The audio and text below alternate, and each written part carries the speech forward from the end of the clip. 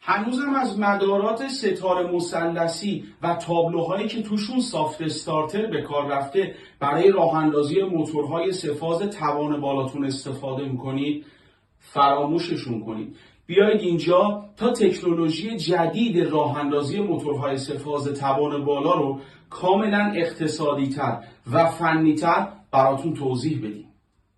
در خدمت شما همکاران عزیز هستیم با معرفی پک کامل راه اندازی موتورهای سه‌فاز توان بالا. پکی که یه دونه ورودی توی اینجاش میگیره، یه دونه کابلم از خروجیش میگیرید و میذارید به موتورتون.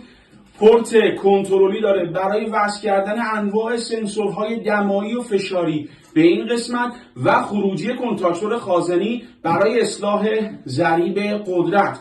در این جناح دستگاه هم شما پورتی رو دارید که میتونید با PLC دستگاه رو راه اندازی بکنید و موتورتون رو رام بکنید. این قسمت هم شما کلیدهایی رو دارید که میتونید به صورت 100% تمام حفاظت ها رو روی دستگاهتون تعریف بکنید تا این دستگاه هم به صورت نرم موتور سه‌فاز توان بالاتون رو راه اندازی بکنه و هم به صورت فول و 100% موتورتون رو حفاظت بکنه. حتی زحمت زدن یک شاسی رو هم به این تابلو شما نخواهید کشید. فقط این تابلو رو نصب میکنید و کابلاتون رو میبندید.